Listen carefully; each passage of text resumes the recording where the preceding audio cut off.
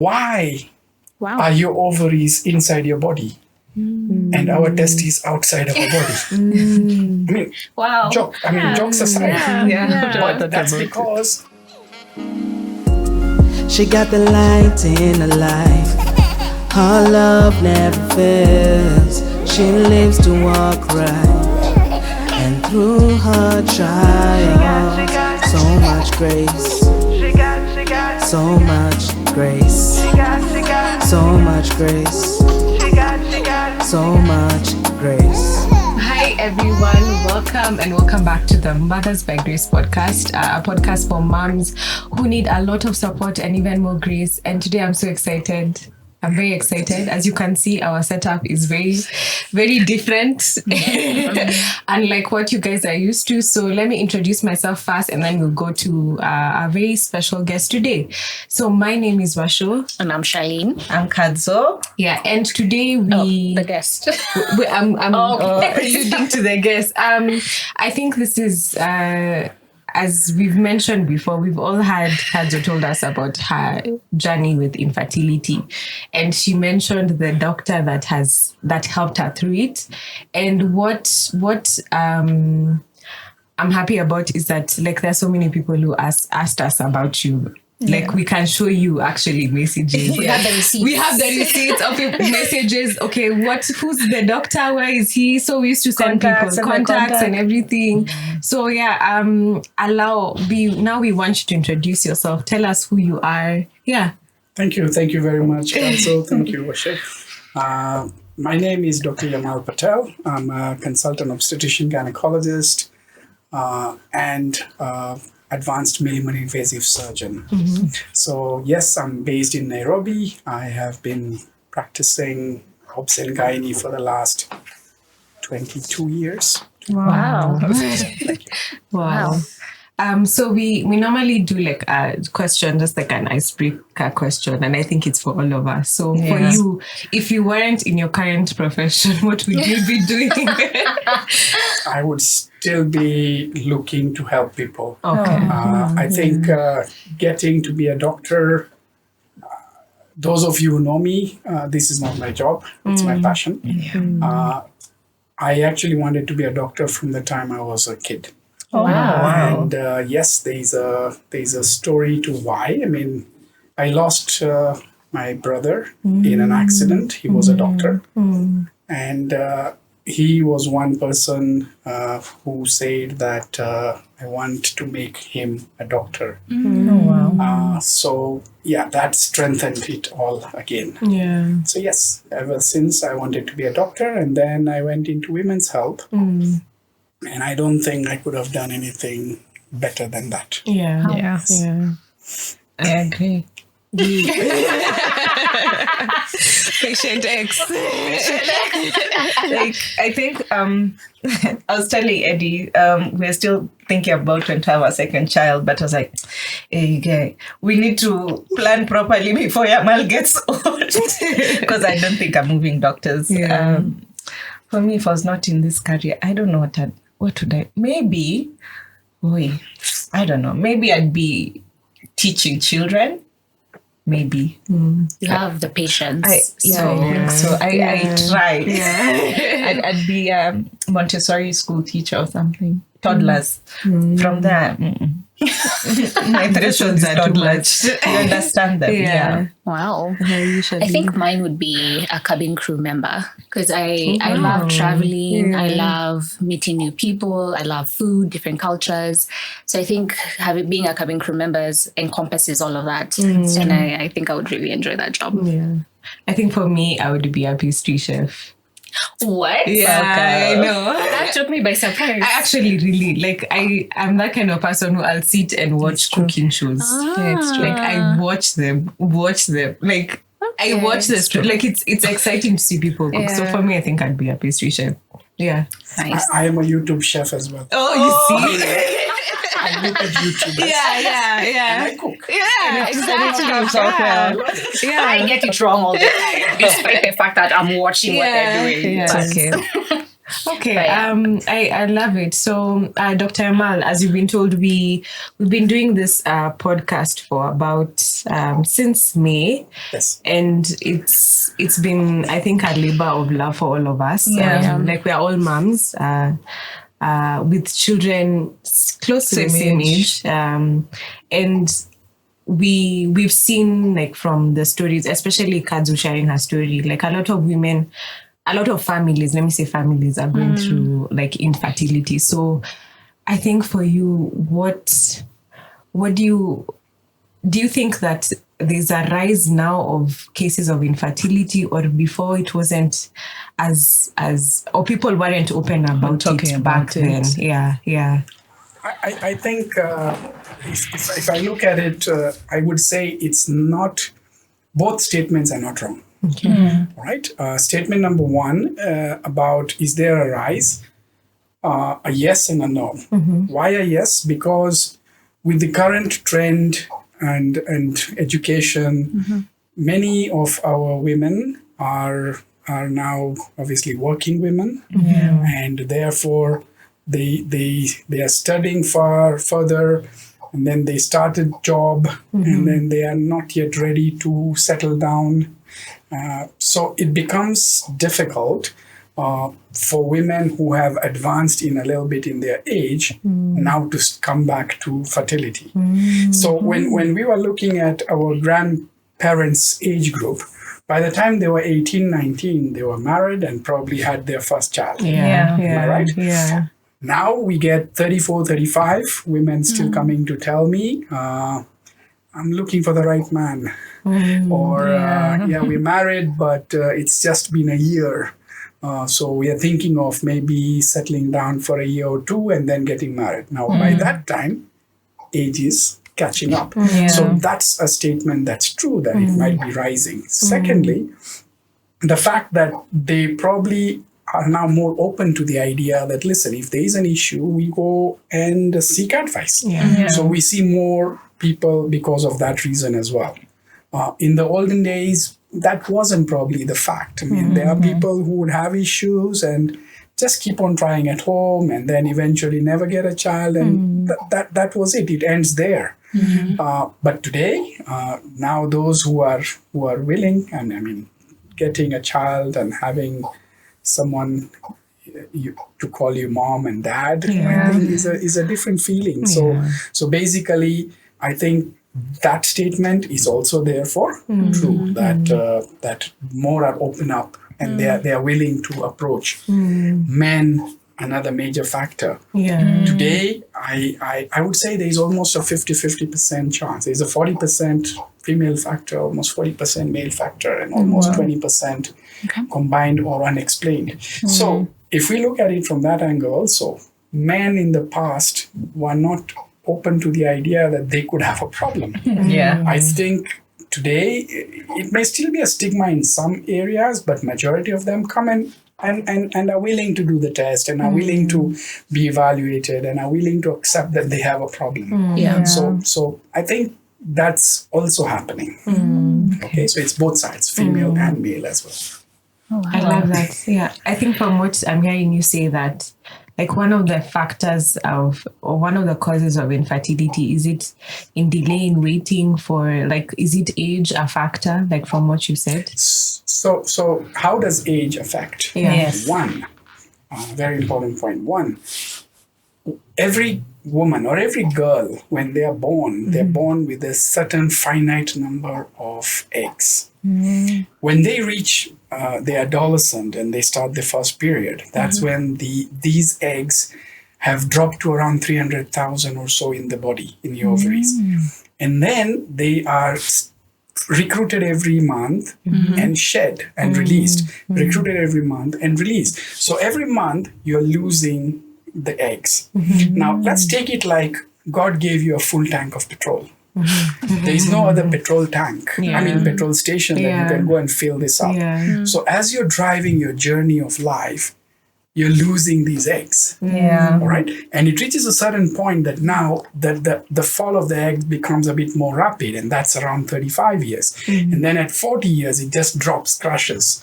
So when we are looking at it from that angle, age affects in that way that you're losing eggs as you move on. Secondly, as you're delaying fertility, you're inviting some kinds of conditions. Fibroids is one of those. So there was a saying when I was studying, one of my professors used to tell me, you either give that uterus a baby to carry, or it will look for a fibroid to carry. Okay, so that's one of the things that we were seeing. So there are some conditions that develop as time goes. Fibroid is just one of them. There are others as well. So as you delay, you're getting more of these as well. So not only are you losing your eggs, but you're now looking at other conditions that have started developing in your body. Yeah. So now, before you start childbearing, you have to sort that out first. Yes. So that's a problem. Yeah. You said that. go ahead. Sorry. You said that. I'm like, wait, I have like one ovary. So I'm like, if let's see. Ask all your questions. So in my head, I'm like, okay, let's say I had 1,000 left. Divide by 2, 500. I'm like, Jesus.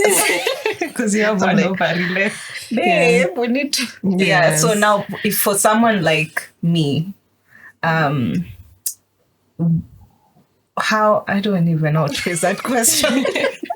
I don't know how to phrase it. So someone like me delaying, if I delayed too long,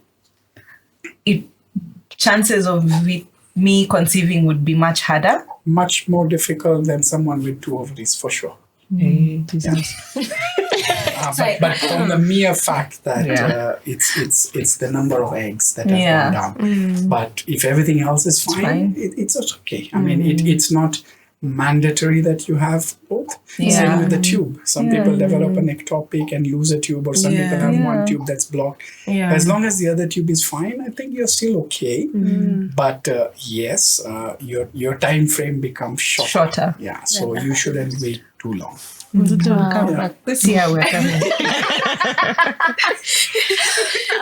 That leads into my next question. You've mentioned fibroids, and I kind of want us to expound on that. Explain to us and our viewers, what is fibroids? What's the difference between that and a cyst, and how does it affect a woman's fertility journey? So fibroids are growths. They are benign tumors made of fibrous tissue. Okay, and they are usually seen in the uterus. Yes, they are seen in different locations in the uterus. So we divide them and classify them from a grade 0 to a grade 7. Okay, depending on how deep they are in the wall of the uterus. So fibroids are benign growths, and they can range from being one to being very many. The maximum I've removed in one patient in one surgery at one sitting was 87 fibroids. So you can imagine what that uterus looked like. Okay, so 87 fibroids is a huge number, but most of the times they are few in number. And if you are prompt in understanding that there's something heavy in my abdomen or whatever, then and you seek advice, then it's easier to sort them out early. So fibroids does not equate infertility. Okay, that's good. I have so many patients with fibroids and pregnancy. So let's not mix these two things. But fibroids in a certain location could help. I mean, could cause infertility. So the fibroids that we are worried about would be the fibroids that are coming towards the cavity, the inside of the uterine cavity. And these are called submucous fibroids, and they are the class 0, 1, and 2. Type 0, 1, and 2 are coming towards the inside. And another one would be if they are very large and they're near the tubal opening, so they compress the tube and cause a physical blockage in sorts. Okay, so apart from these, I don't think they are really responsible for fertility issue per se. But they are, if they are many, and if they are in funny locations, they have impact on fibroids. So I talk about 2 aspects that people need to know. When you get pregnant with fibroids, and if they are very many or in their odd locations, then there is impact of fibroids on pregnancy and there's impact of pregnancy on the fibroids. Okay. So impact of fibroids on the pregnancy. One is miscarriage risk is higher. Okay. Two is preterm labor is higher. Three is preterm rupture of the water breaking is higher. Malpositions is higher. Risks of operative delivery like cesareans is higher because if they're in the lower segment, they're not allowed the baby to come down. And bleeding during the delivery is higher because the uterus does not retract very quickly and it therefore can bleed more. And it takes a longer time for that uterus to come back to what is called a fully involuted normal pre-pregnancy state. So it's a slower return to normal. Okay. So this is effects of fibroids on pregnancy. What does pregnancy do to the fibroids? They can make them increase in size. They can make them undergo some degenerative changes called red degeneration, which then causes pain. So when you get a competition of blood supply between the baby and the fibroids, this could get less supply because the baby is more important, undergo some changes, and then you start getting these women coming with pain on and off. Okay. And that is not a good thing as well. It's not impossible to remove fibroids, and we do remove fibroids of certain kinds without thinking. One, if it is what is a hanging fibroid, so it's called a subserous fibroid that's pedunculated, we remove it. Secondly, if it's coming between me and the baby, which means in the lower segment, obstructing the access to the baby, then we may have to cut through it to get to the baby and then remove the fibroid as well and repair. But if there are other places, then we don't purposely go and start cutting the uterus to remove fibroids at delivery. For one reason, the blood supply of a normal uterus when it's non-pregnant is 70 to 80 ml in a minute. When you are full-term pregnant, your blood supply in that same uterus is 800 ml a minute because of the baby in there. So if we now make a cut on that uterus at full-term, it can start bleeding at that rate. So that's a lot of bleeding that can happen. So we preferably try avoiding removal during delivery by CS. We would rather get the baby out, repair the uterus, wait for this uterus to go back to what it was, reach 80-100 ml per minute blood flow, and then do it later as a elective planned procedure. Okay. Wow. Okay.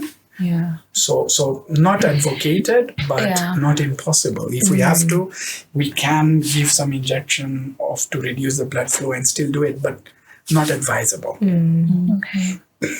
Wow. There's like I'm listening to you talk and I'm processing all that information and I'm thinking of a mom who is struggling with that currently. Like what would be something that you would encourage them to do, whether they're trying to or whether they're pregnant currently and have the issues with fibroids? Like what is something that you would encourage them to start doing or continue to do? No, I mean if someone has fibroids and is trying to get pregnant, I would say have a checkup with your gynecologist just to ascertain that they are not in odd locations and not likely to be responsible for fertility issues. And they are not too big. You don't want a uterus that's big already, right? And now you want to put in a pregnancy and then it becomes, So size does matter. Number does matter. So the fact that just they're there and someone says, no, just get pregnant first. I mean, but how? And then you're going to be struggling the rest of that pregnancy, dealing with threatened miscarriages or preterm labors, and then the baby comes out prematurely. That's also a risk. So if they're very big, and if they're in odd locations, it's safer to sort it out and then deliver. I mean, again, they're pregnant. But if they are not those many and not that bad and not that big, then I mean, get pregnant with them. Just that pregnancy will be taken care of slightly differently because those risks that we've talked about. And once you're pregnant with it, I mean, just have your regular checkups because that's necessary for everybody, but it's more necessary for these women. They may be needed. They may be given some do's and don'ts. They may be given some medications to help prevent preterm labor and things like that. And then, I mean, once they reach term, then comes the question of mode of delivery. So if it is not distorting the shape of the cavity and it's not, coming in the way of the passage, Yeah. vaginal delivery is still possible. But if not, and if their baby is in an odd location because sometimes the position becomes oblique or breech, then you can't. Then that has to be a C-section delivery. Simple. And then at that time, yes, extra care to prevent excessive bleeding, as I've said. Yes. What are some of the, I think, factors that, because you've mentioned, what are the factors that lead to infertility? So infertility is first defined as inability to conceive by any given couple after a whole year of trying regularly, regular being around 2 to 3 times at least a week, and without protection. So this is definition. It's divided into primary and secondary. Primary is someone who's never had a child or a pregnancy before. Whether it ended up with a child or not, even if it was a miscarriage or even if it was just an ectopic, it's still a pregnancy. So anyone who gets infertility after this, after having at least one pregnancy before, even if it was, let's say, in teenage ages, it doesn't matter. It's now called secondary infertility. So secondary infertility and primary infertility are likely to have different causes as well. Because if someone got pregnant once before, then something changed that's now making it difficult for her the second time. You get it? So we have to then look for what changed. And in primary, the causes obviously are divided into male factor, female factor, unknown factor, and when you go to female factor, you further divide it into related to ovulation. So people who have polycystic ovaries will have an ovulation issue. It could be related to issues related to the tubal factor, issues related to the uterus, the shape, the cavity, the adhesions, the fibroids, the adenomyosis, the endometriosis. So these are now related to those physical factors. It could be related to some hormonal issues. So thyroid imbalance can cause infertility. An increase in a hormone called prolactin can cause infertility. All right. So these are now what we would say female factors. So we start assessing these things on the female partner. Then we go to the male factor. Normally we mainly assess the semen analysis. But once we get the semen analysis report, it gives us some kind of an information on what to start looking for. So if it's normal, then then the only other factor that could be involved in such a couple would then be issues related to the actual sexual intercourse. So if someone has ejaculation dysfunction, erectile dysfunction, right, premature ejaculation, now those are issues that are not affecting the sperm quality or quantity, but it's affecting the act. And then the other one is the counts are low. So we check motility, we check count, and we check morphology. And so these are things we are checking on the sperm count. And any of these 3 things could be altered to make it bad. So then we start looking for causes. So the causes could be hormonal, could be environmental, could be lifestyle, occupational, or medicational, or some diseases. If someone is diabetic or has some issues like that, it will impact the sperm count. So this is how we now narrow down to a possible cause. Once we have a cause in mind or in front of us, then comes the treatment. Okay.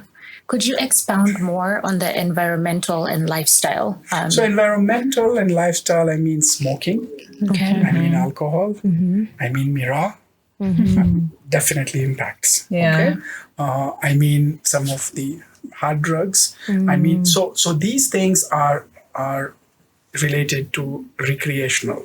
Then there is occupational, where someone who is constantly working in an environment that's hot would have a problem with sperm count. If you're working with laptop on your lap, Laptop is meant for laptop. Yeah. You know, these days we put a laptop on your Table. on a table. That's fine. Yeah. But laptop was meant for this.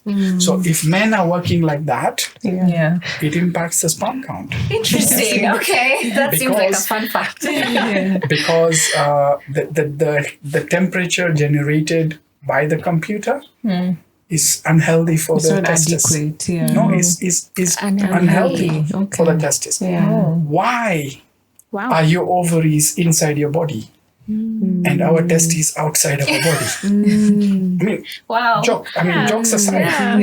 But that's because the sperms cannot function, cannot generate well if the testis was inside the body. So there are people who get those undescended testes. Yeah. Whenever we have that, and if we find it in childhood, we tell them correct it immediately. If we don't, two things are likely to happen. Yeah. One, they'll have zero sperm count for sure. If they're inside, they'll not produce sperms. They'll die. And two, those testes are more likely to change into a cancerous tumor of the testis. Yes. Okay, so the temperature of the testes in the scrotum outside is the room temperature. It's cold. Yeah. Our body temperature is 37. Normal, right? Yeah. The temperature outside in this room is never 37. Yeah. Right? Yeah. So that's why you need a cooling outside.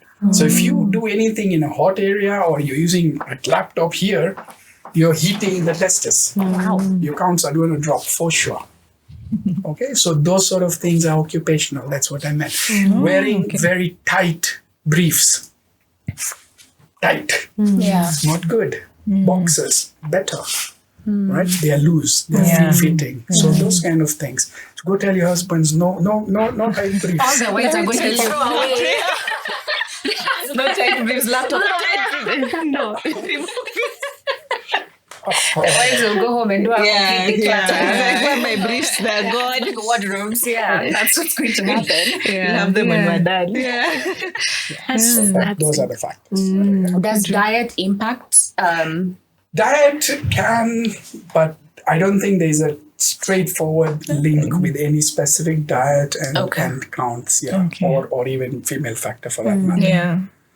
But I think, is maintaining like a healthy lifestyle. Very like, important. Yeah. Definitely. I mean, that's necessary. And if you want me to answer in specifics what is good for Yes. sperm count or good ovulation, reproductive function, then obviously some vitamins are very important. Vitamin E is a very important vitamin for the reproductive function. Okay, so some of these people are given some of these, and antioxidants are very good. So there are people who have a little bit of these decrease in count or motility or morphology, then we even give them antioxidants. So some supplements with these antioxidants are good. Okay. Wow. Okay.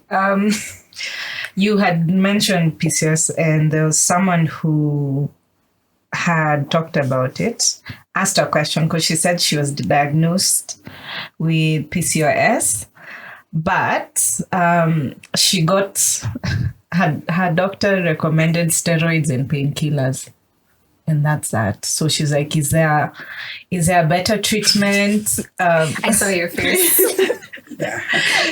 She was really frustrated. Yeah. So PCOS is polycystic ovarian syndrome, and it's a syndrome that is combined of a certain type of a phenotype in a woman, or what we expect of that kind of a case. There are two main pathophysiological areas that are affected. One, it affects the hormonal issue, and two, it affects the metabolic issue. So these are two different things. Now, hormonally, it affects ovulation. All right. Yeah. And with these hormone changes, you get some other changes in the body. So the main issues for a woman who is diagnosed with PCOS, and diagnosis is done by some criteria. One is hyperandrogenism, which means those women get some androgenic or male-like features. So one is issues with hair, issues with female pattern hair loss. So there's a certain female pattern hair and a male pattern hair. This kind of balding is male pattern. If a woman gets that, that's not normal. All right, then you have to start thinking. Acne could be one of them. Persistent acne. So these are the effects on the hormonal aspect of it, and then it causes irregular periods, usually delayed. Sometimes you get a normal period, just for people's understanding, is a 28 plus or minus 7-day cycle. So from a 21, 22 to a 34, 35-day cycle is normal. So when we ask a woman, are your periods regular? And they fall within this pattern, and they don't have to be 28, 28, 28, 28, 28. 28, 27, 29, 26, 27, 28. That's normal. That's still a regular cycle. Okay? So if you see these women with PCOS, many of them have cycles that are beyond a 35-day cycle. And a cycle is always counted from the day it starts to the next day it starts. Some people count their cycle from the day it ends to the next cycle. That's the wrong way of counting it. All right? So a cycle is counted from day 1 to day 1. So 2 to 7 day of bleeding and a 22 to 34-day cycle is normal. Okay? These women get cycles that are above or beyond 35-day cycles. So sometimes 40 days, sometimes a month delay, sometimes, you get what I'm saying? So that is one aspect of it. And this usually happens because of not ovulating well. So when you don't ovulate well, your cycles change, okay? And that is what we mean by ovulatory dysfunction. So these women have ovulatory dysfunction. They have hyperandrogenism. And the third one is they are at risk for metabolic changes. So metabolic changes they are at higher risk for diabetes, of high blood pressure, of increased weight, right? Of skin changes. Right? They'll get darkening of the skin here in the groin. So skin changes and cholesterol levels. So these are the metabolic aspect of it. And these are mainly related to some form of insulin resistance. So these are the two parameters we deal with. Insulin resistance and metabolic issues and ovulation dysfunction and fertility. This is what we deal with in PCOS. Okay. And what would be the corrective measure to take? So PCOS, few things about understanding treatment for PCOS. Please understand it's long-term or lifelong. I tell my patients, if you have been diagnosed with PCOS, that's because your ovaries are like that. We can't change those ovaries. So whatever we do, they will remain that way. So they will always cause the same effect even until your old age. So one fact about PCOS treatment is lifelong. Second fact about PCOS treatment, it is preference derived or preference directed. So there is no cure for PCOS per se, but there is treatment and there is control. So control is different from cure. So it's like diabetes. If someone is diagnosed with diabetes, you can tell me, I have diabetes, but mine is well controlled. On diet, on lifestyle. On drugs or on insulin. But I have diabetes. You get my point? Same way, I have PCOS, mine is controlled. You get my point? That's how we can put it. But you can never say, I had PCOS, it's now gone. So that's one thing you need to understand. Secondly, preference directed means the woman sees me for different reasons. Some see me because they have put on a lot of weight. Some see me because they are not happy with their acne. Some see me because they have hair that doesn't seem nice. Majority of these women get psychological strain and issues, body shaming. They don't like it. I mean, no woman likes to be laughed at. Yeah. Some see me for fertility issues. Yeah. Right? So some see me because they have multiple issues. I have diabetes, blood pressure, weight, da. So what I'm trying to tell you is it's preference driven. Okay. You tell me what your primary goal is, and I tell you what the treatment for that is. So treatment for someone who comes and tells me I have weight issue and irregular periods is different from someone who tells me I'm thinking of getting a child. Yeah. All right? The two treatments are not the same. Yeah. If you tell me I have acne, my treatment and issues with hair, my treatment is different. Yeah. So I will direct it based on your preference. That's important about PCOS treatment. That's good to know. So would this patient Who's given who's given painkillers and steroids? Yeah, I mean, I cannot answer that question because to me, those two don't appear in my treatment protocol for PCOS. Yeah. So if the diagnosis is PCOS for sure, then they don't appear in that treatment protocol that I've just mentioned anywhere. Yeah. Neither for fertility, not for the hair, not for the irregular periods, not for the ovulation, not for the. So I don't know. Do you feel like there, and I think I know you're going to answer yes, but I feel like there are a lot of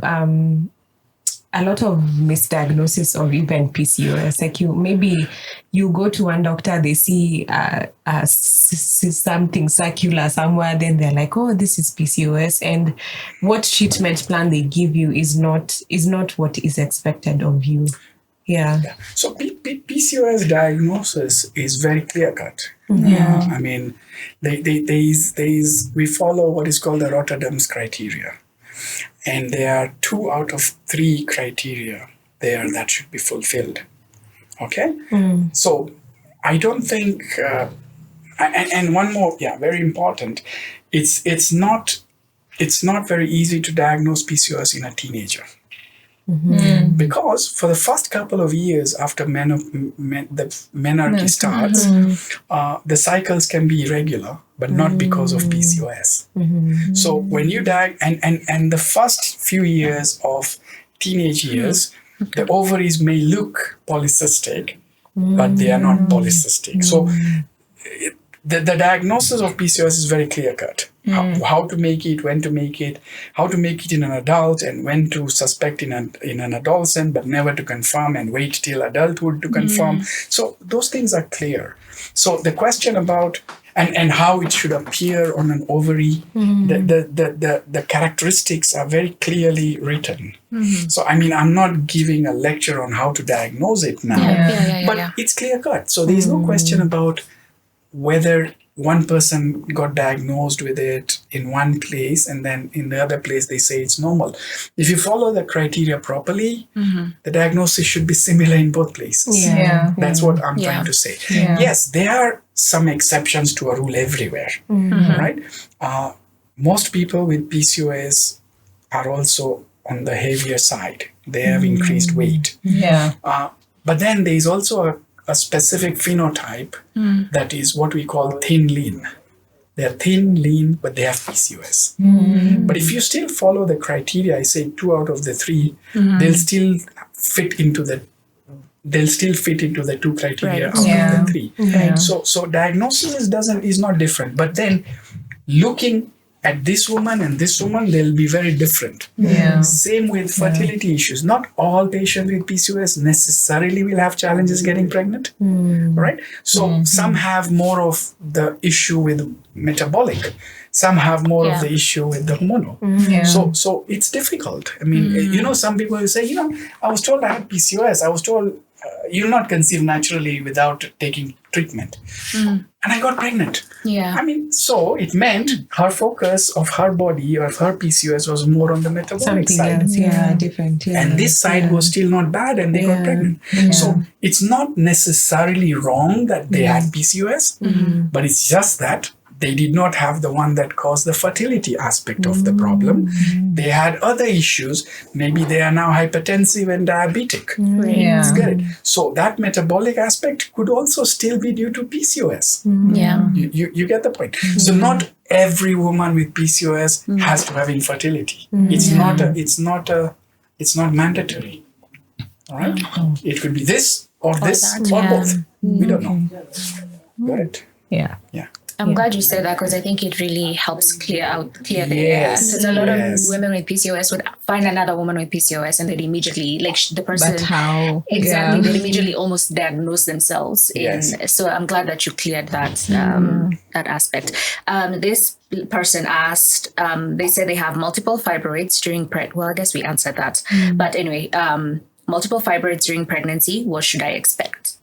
So I think, During yeah, we pregnancy. did mention the effects of pregnancy Yeah. on the fibroids and the fibroid on the pregnancy. So I think that Yeah, it's already answers answered. that question. Yes. For me, there's someone who asked, so she's thinking of conceiving and she's asking, what are the risks of conceiving at 42? So at 42, number one, it'll be difficult to conceive in most scenarios. I said there's always exception to the rule. Yeah.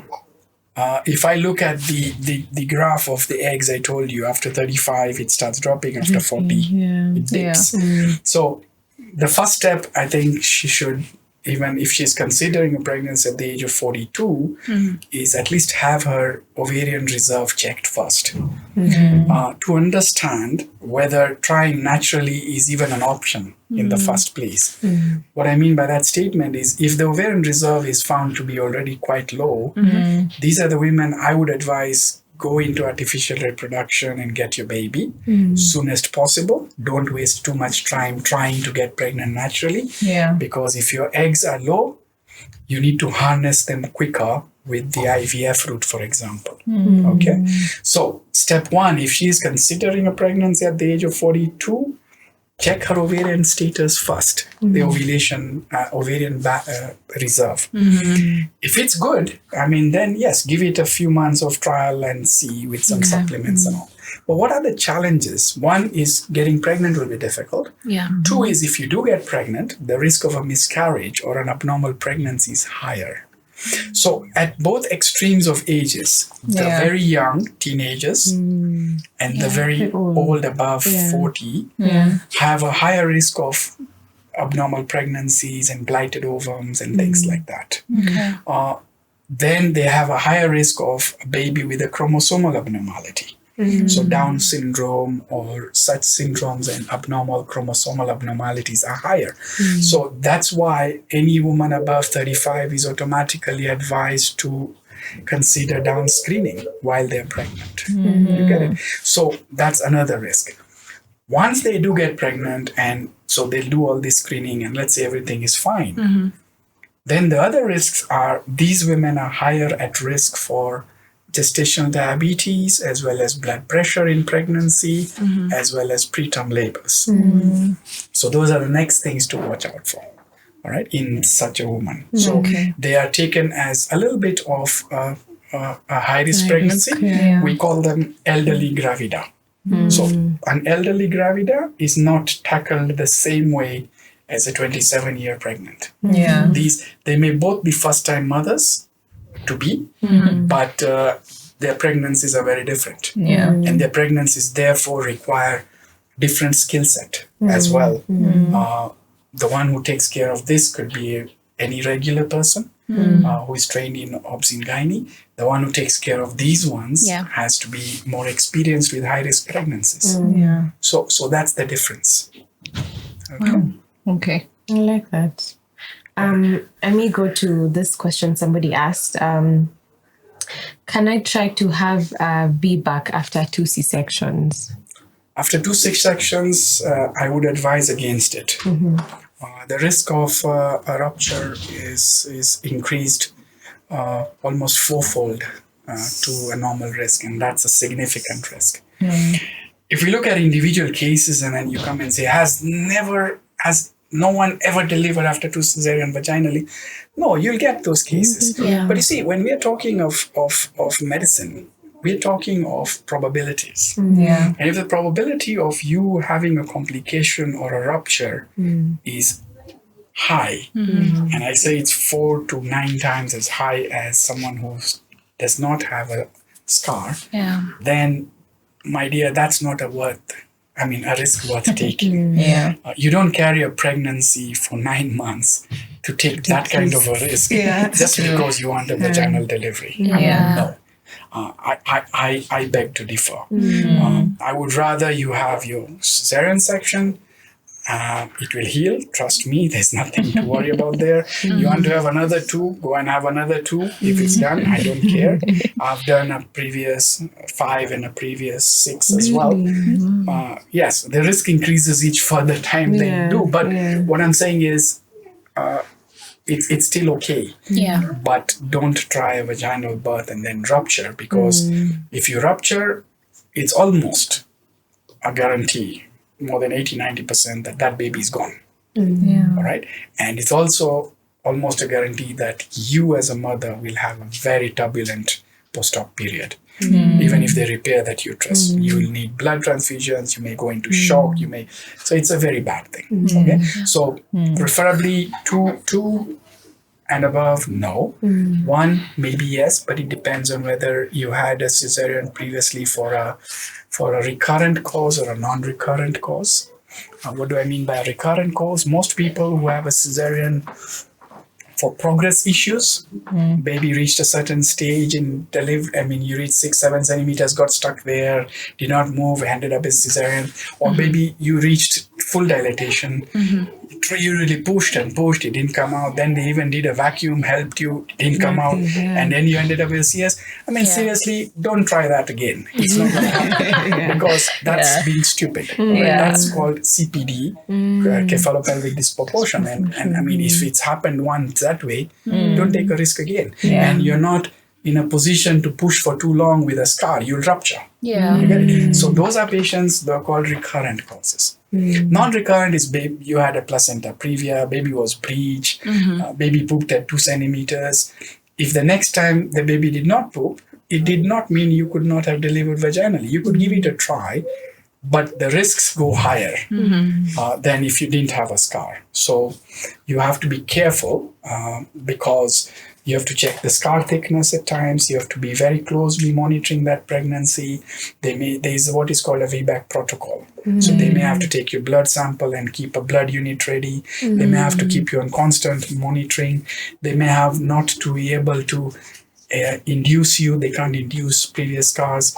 They will have to just wait for natural process to take its course. There are some rules about a VBAC. So 1, maybe you can try, depending on recurrent or non-recurrent cause.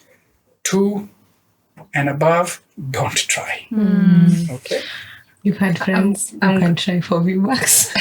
I had a preemie. I was going to ask if you had it's good you mentioned it, because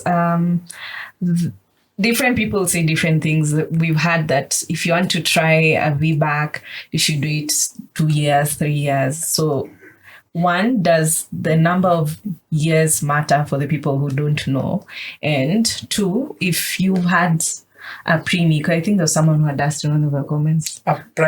Meaning premature. Baby came out really early. Premature babies, again, don't try.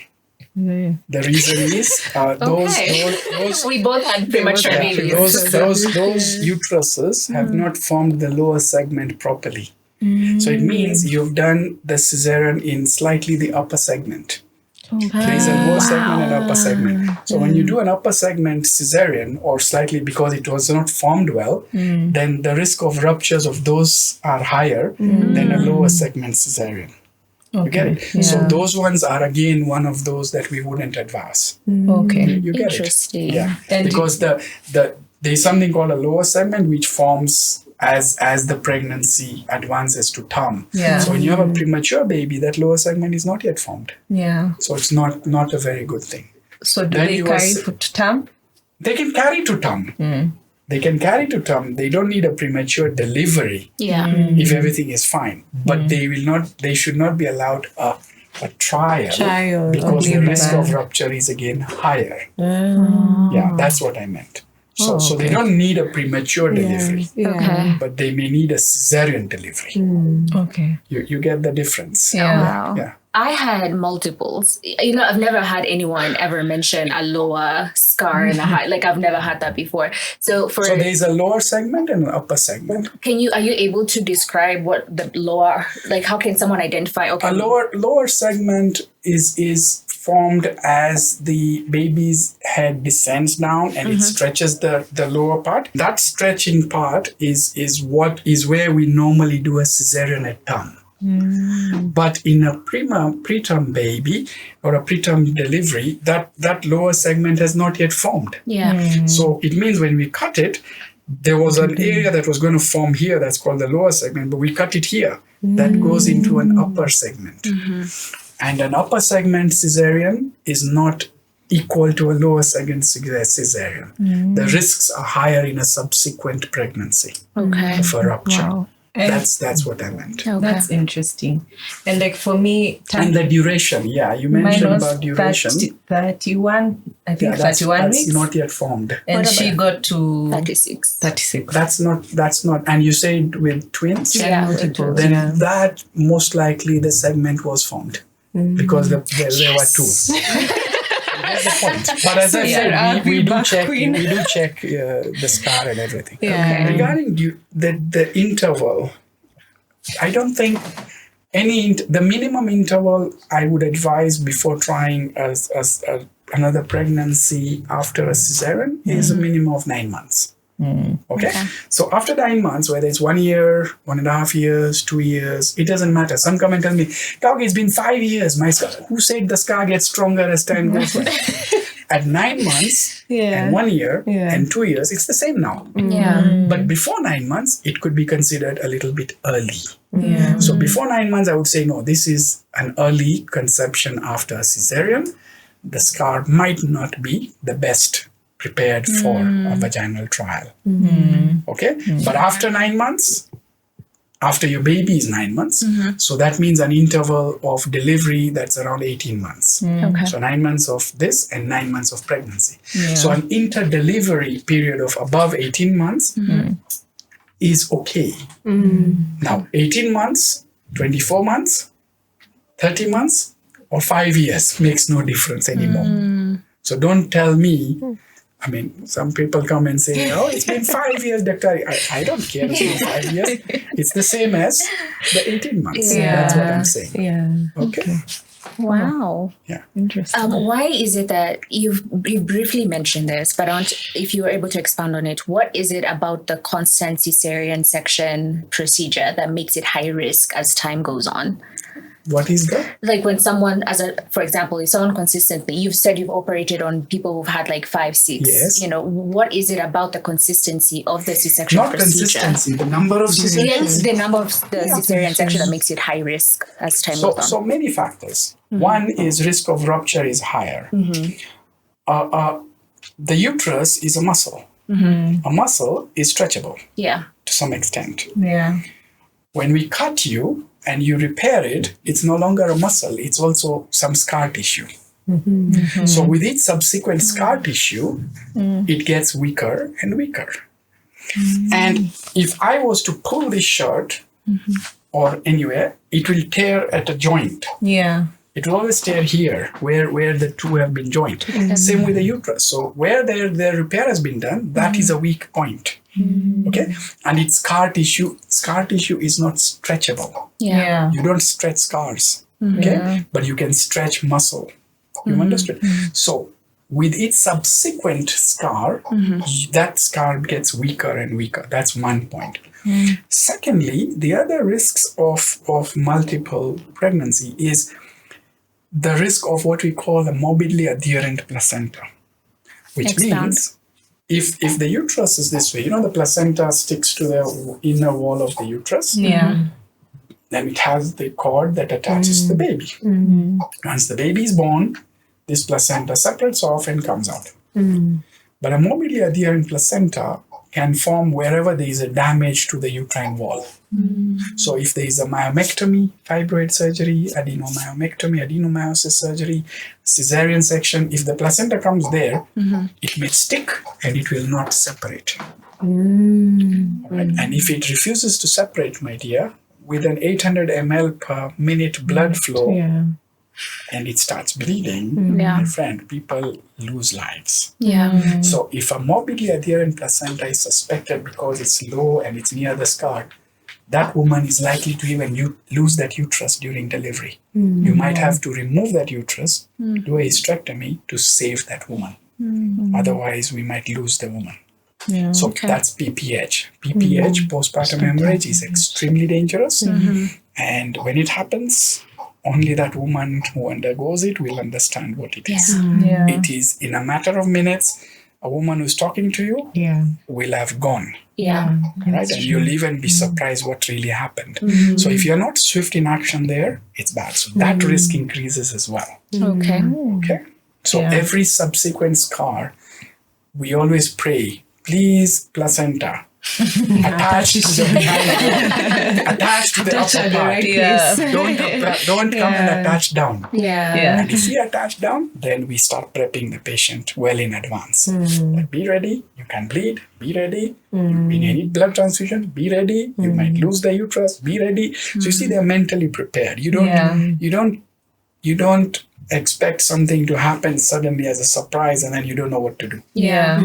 You should be well prepared for it. Wow. Okay? Yeah. So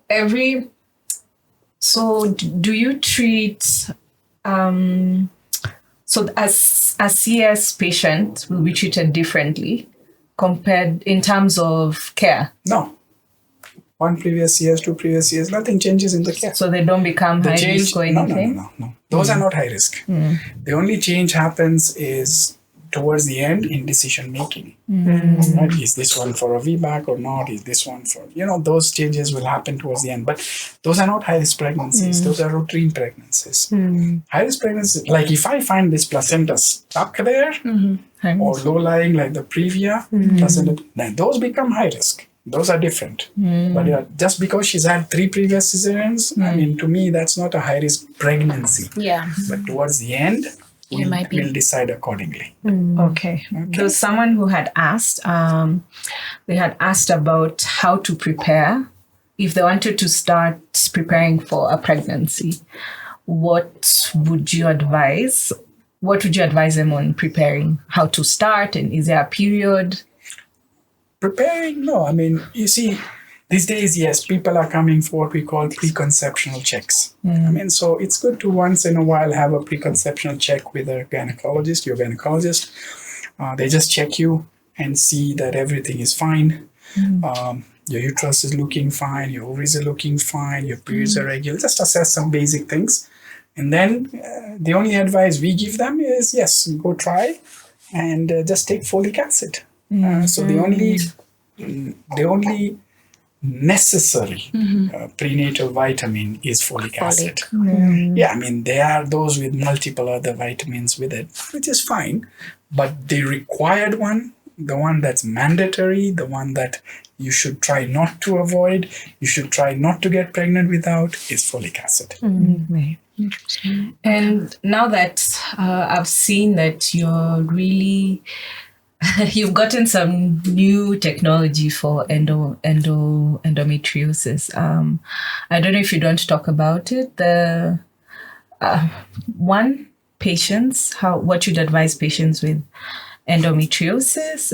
2, the care. I have a colleague who has had endometriosis, I think, all her life. And so Kadzo, endometriosis is a totally different ballgame. Yeah.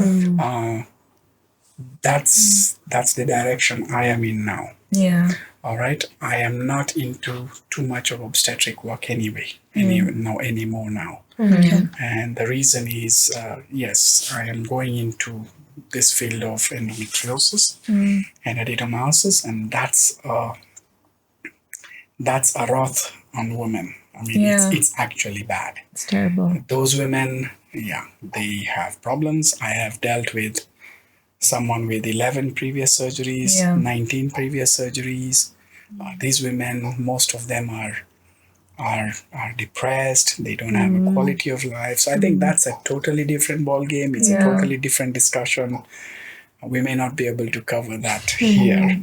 But yes, endometriosis is very complex as a surgery. I've just from doing one endometriosis surgery today. Endometriosis is very complex surgery.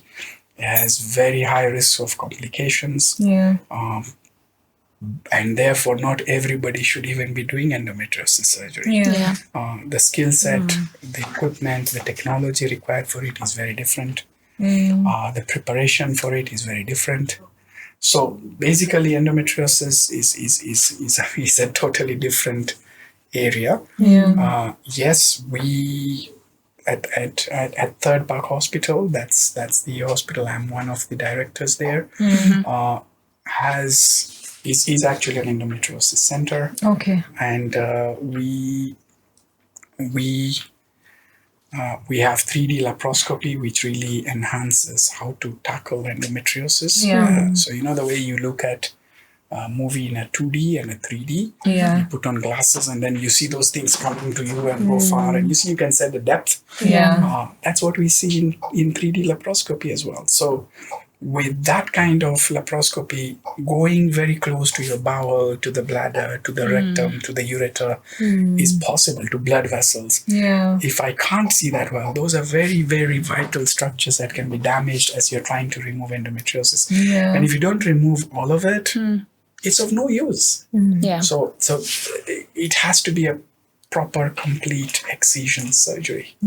There's no role of burning it. Burning is out of the window nowadays. You don't burn it because you're burning the top, and behind there is a mass that's big. What's the point of you burning the tip there? So it doesn't work like that. So that is a totally different ballgame. Even in this October, actually, we are having an endometriosis surgical marathon at the Third Park Hospital. And we have some international faculty coming in as well. And we're going to be operating on 15 patients with endometriosis. Most of them with bowel endometriosis as well. We'll be resecting and cutting bowel as well. So very complex, very, very, very, very disturbing condition. It's a devastating condition. Right? It messes up families, it messes up workplace, it messes up the woman's psyche. I have seen women with suicidal tendencies. So let's not even go there. Let me ask it might seem like a simple question, but what's the one thing that you would tell somebody, and you've asked this question, we asked a different gynecologist, like what do you look for in an obstetrician and gynecologist? Like, what would be your advice if you're telling someone, like, this is what you need to look out for if you're looking for somebody? Because we've had many cases of like misdiagnosis. You see, these 5 fingers are not the same. Let's please understand, no 2 people are the same. So there is no right or wrong. It's wrong of me to step on that kind of a topic. All right, everybody is fine. They're all qualified. They're all doing what they are doing. Yes, everybody's skill set might be different. Everybody's experience might be different. Everybody's knowledge might be different. But that's with every job. Right? You take a lawyer. I mean, not all lawyers are doing the same. Right? You take any field. You take a teacher. You have 20 teachers in a school, but there's one teacher whom everybody just loves, and he's so good, and he's understand what I'm saying? So it's simple. I mean, let's not get there. So looking for who is a very difficult question to ask. They are all fine. But when as long as everything is straightforward. When things are changing to be a bit complicated, and you don't see things happening that are changing the outcomes yet, then seeking a second opinion is a good idea. You get my point? But otherwise, there's nothing like anyone is better than the other. That's wrong. So it's just I have one more question, and maybe you could wrap it up unless anyone else has one more question. But I want to touch on the topic of preeclampsia.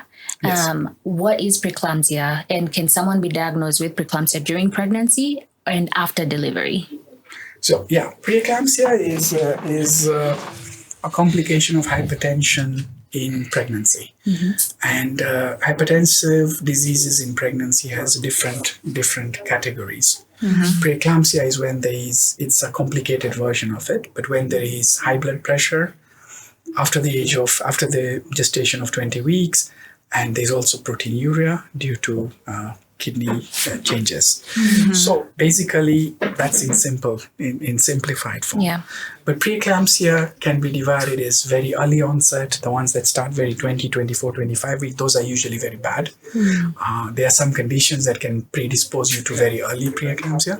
The others that start later, 34, 35 weeks, those ones can also get very bad very quickly, but they are easier to handle because the baby is already relatively mature. Yeah. And preeclampsia only settles down after delivery. So as long as the baby is in there and the placenta is in there, the risk of preeclampsia increases. Okay. And it keeps on getting worse. There are people who do not have hypertension while they're pregnant until they deliver. And then after delivery, the BP starts shooting up. So the first 14 days after delivery is still risk for that preeclampsia condition.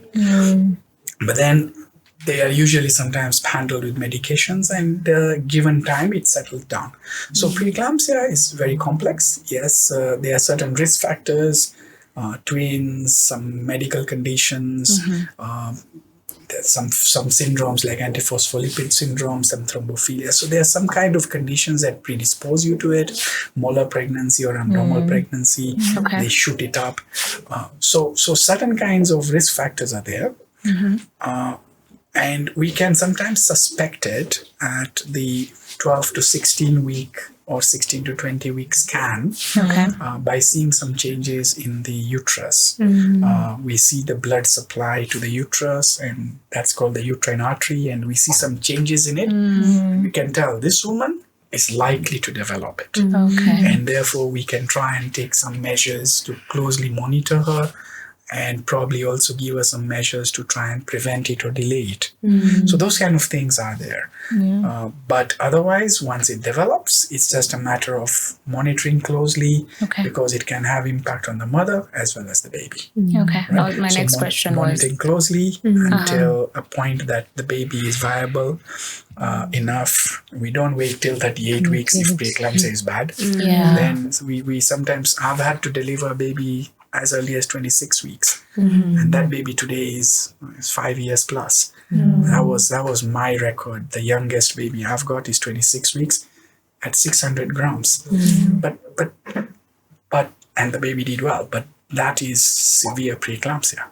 Okay? So what I'm trying to tell you is the issues on the baby would be growth factors, growth not good, IUGR, blood supply going, or even in sometimes just baby passing away inside the abdomen. So those are issues because of the preeclampsia on the baby. The water dries up, the placenta separates and causes an abruption. So that's premature separation, and that would even kill the baby. Or sometimes even the mother is at risk. And to the mother, there are many other risks. High blood pressure can cause even some bleed in the brain, can cause that placental separation and issues with bleeding. So there are many other issues with the mother as well. Okay. And are there physical telltale signs that the mother can look at and know that this is, I need to go to my doctor? It's difficult, but when the mother starts getting persistent headaches or starts getting feet swelling, then we tell them, please check your BP first. If someone goes, my feet are swelling, I say, okay, at least have your BP checked, have a urine test done, some blood tests to check if there's any screening. We do those screening tests. And if the swelling is there, but the BPs are normal, and there's no protein setting in, and then we just tell them, please monitor your BPs. Don't worry about it, but let's keep. Because there are many causes for feet swelling. It's not the only thing, but it's one of the things. So for a layman, we tell them, it's persistent headaches, swelling of the feet, those kind of things, blurring of, those are very extreme, blurring of vision, pain in the upper part, in the upper right quadrant, vomiting. If those things happen and your BPs are also shooting up, then be extremely wary. There's something wrong. Okay. That's good to know. Because I remember when I was in the hospital and I had to stay an extra day after delivery, and the doctors kept checking my feet because they hadn't reduced in size. And that's why I was asking. But the feet after delivery actually first increase in swelling before before they come down. Yeah. Because then you get dependent edema. So when you're sitting or hanging down, or it will just swell up. Yeah. And then you will start passing lots of urine. Yeah. And that's how your swelling reduces over Yeah. time. So the first few days after delivery, if you get more swelling than you had, don't panic. It can happen. That's good. But it will take time. It will do this and then come down. Yeah. Okay. That's good to know. Same with blood pressure. The first 48 hours, you'll actually see a shoot up Yeah. before it starts coming down. That actually happened to me. Yeah. So, It shoots up Yeah. first. yeah. So you may be on medication before, but now after delivery, people say after delivery you should settle down. Yes, but the first 48 hours or so, it will actually now first shoot up before it comes down. Comes down. Yeah. Okay. Awesome. Thank you. Yes. Yeah. Yeah, I think we can call it, before we call it an episode, Yeah. we wanted to give you something just to say thank you for the work that you are doing. For hosting us, yeah, yes. and for allowing us just to eat into your busy schedule as a doctor and a surgeon. So yeah, I think you can. Thank you. Thank you for watching. Please like, share, comment, and subscribe. I hope you've been able to get a little bit of knowledge and help for those who asked the questions. And yeah, since we're in a very different space. So what do we say, ladies? Don't be stingy. So much grace. So much grace. So much grace. So much grace.